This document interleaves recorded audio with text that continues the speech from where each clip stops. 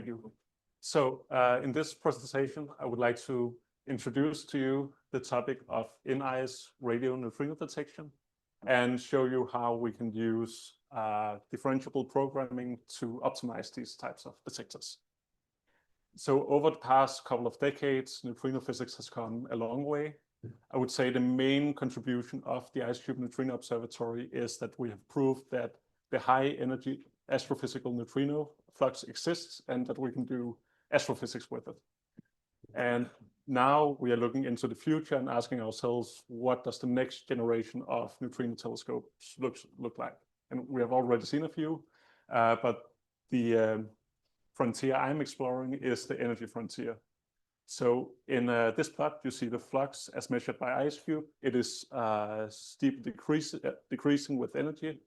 And then at energies above 10 to the 16 electron volts, the flux is simply too low for IceCube to catch any of the neutrinos. But we believe that there's interesting astrophysics to discover out here, like blazars, gamma ray bursts, and cosmogenic neutrinos. And if we wanted to probe this area, we would have to build 100 or 1,000 neutrino IceCube observatories, and that is simply not possible. But we're lucky that there's a different phenomenon that we can exploit, named the Ascarian effect. So this is an effect that takes place at PeV energies and above. And at these energies, the resulting particle shower from a neutrino interaction is so violent and extreme and physically extended that on top of the normal optical light, it also emits a radio pulse. And the great thing about radio pulses is that they can travel 1 to 2 kilometers in ice compared to optical light that can travel a couple of 100 meters. And this means that if you have a strong PhD student, you can send him into the field in Greenland or the South Pole, dig a hole, and put a radio antenna inside that hole. That's what we see here. So with I've shown here what the data could look like for 5 antennas, where if the neutrino happens to interact and hit our antennas, we see these wiggles, and from this we want to reconstruct the energy and the arrival direction of the neutrino. So the current experimental status is that we had 2 predecessor experiments, Ariane and Ara. They tried 2 different detector layouts, and then in the radio neutrino observatory in Greenland, we have combined them in this layout you see here with some antennas on the surface and some antennas deep in the ice. And now we have 8 out of 35 stations. And in this picture, you see some happy RNOG members. And this is Jethro, who is sitting right here.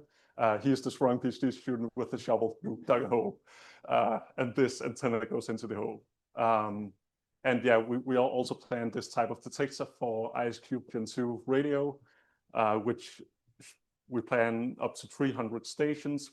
And you see this is a 5-kilometer scale, so this is enormous compared to the current IceCube layout in blue here. And there have been sensitivity studies of these experiments, and what you see here is that both RNOG and IceCube Gen 2 radio has substantial sensitivity to ultra-high energy neutrinos. And since IceCube Gen 2 radio is planned to be so enormous, this is essentially the limit to how big a detector we can build. So the only way to make something better is to make the detector itself better and not bigger, because we are at the logistical limit at the South Pole. And this is then what I'm exploring now. It is ways to improve the detector design itself. And if you want to do a traditional detector optimization, what you do is that you decide on some layout, like the one I showed here. Then we have all the detector parameters like antenna positions and orientations. All of that goes into this parameter here I call theta. Then we run a Monte Carlo simulation, we run our reconstruction, run an analysis, and then in the end we get a sensitivity to some science outcome like resolving point sources in the sky or other science outcomes. And then if we want to find a better layout, we try a different layout, run the whole thing again, and then we repeat this many, many times. And this process is super, super slow, and often not possible to do and explore the full parameter space completely. But imagine instead that we can, when we do this forward, this calculation, if we automatically could calculate the derivative of everything, we can calculate the gradient of our science output with respect to the input parameters, so the detector layout.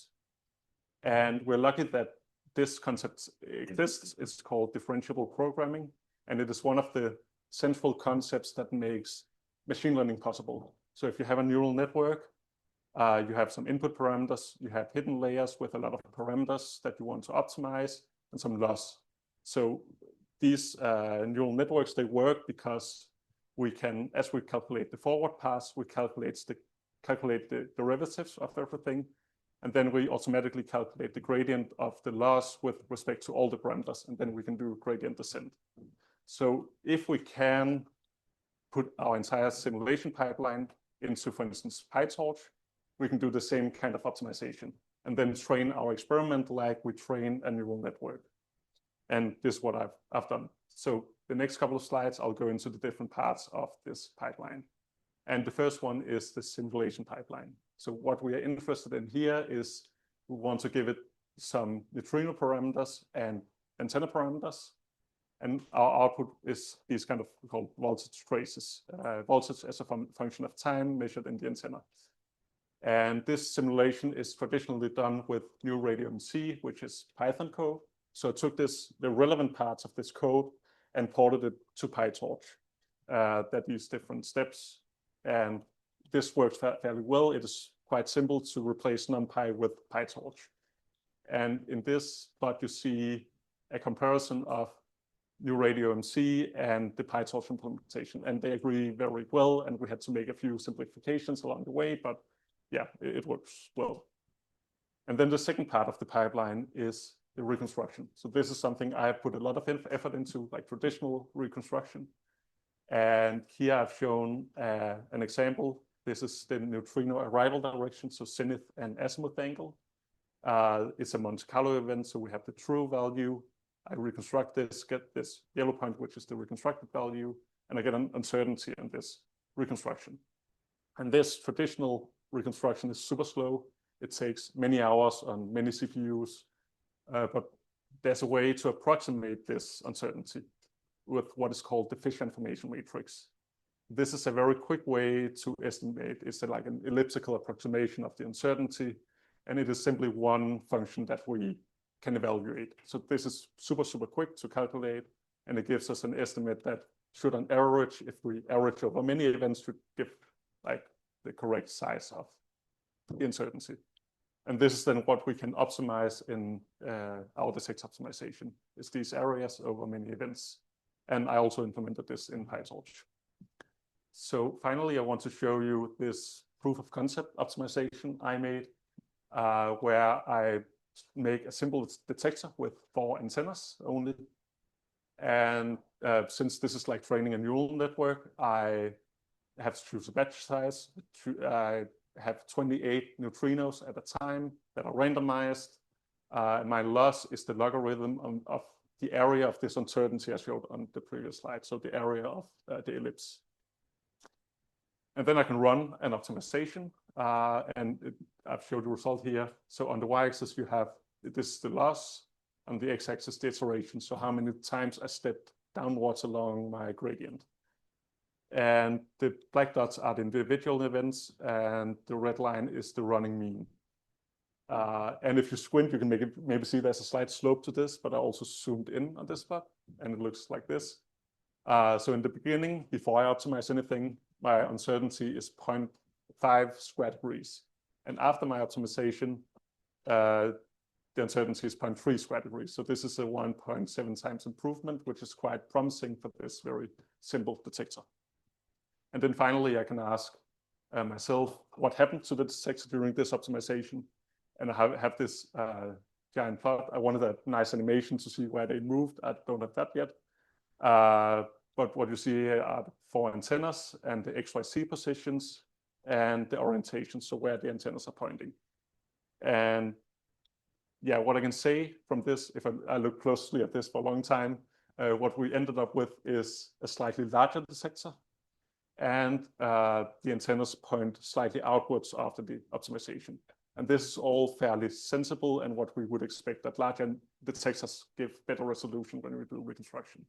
And they should also point outwards because our events come from the side and not from below.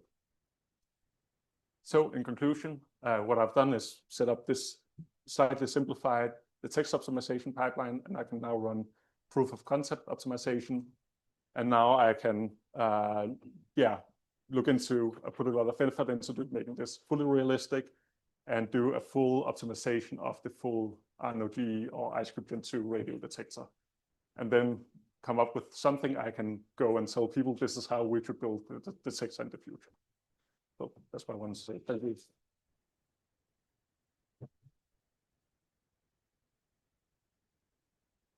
Thank you, Martin. Are there any questions?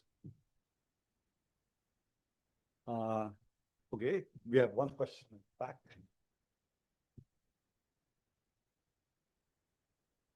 Yeah, hi. Thanks for the nice talk. And I already knew parts of it. Do you have a rough estimate compared to just a grid layout or hexagonal layout, how much sensitivity in parts of physics you can increase with? Yeah, it's a very good question, and I don't know yet. So my main limitation is that it is a very simplified detector. So there's not very much room to optimize this one yet, on one hand. But on the other hand, my distribution of neutrino events is not realistic yet. It's not a realistic sample. It is like uniform in energy. I only have some incoming directions. So this makes, it actually increases how much improvement we can get when we only have a subset of the full incoming neutrino space. Okay. So I hope like a factor of 1.3, 1.5. But yeah, I don't know yet. Are there other questions?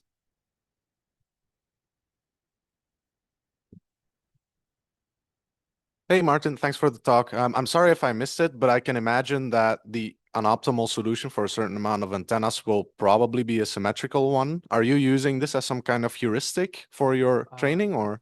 No, I don't put any bounds in yet or constraints to how the antennas can move.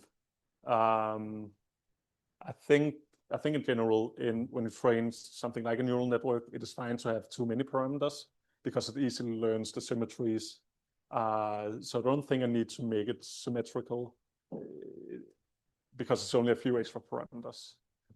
But in the future, when I have to optimize the deep part of the station, I have to put in some constraints about we can only dig a certain amount of holes and they cannot move freely and they should be on top of each other. So yeah, I have to constrain that. Okay, thank you. Since we have run out of time, we have to stop the questions here. So let's thank Martin again.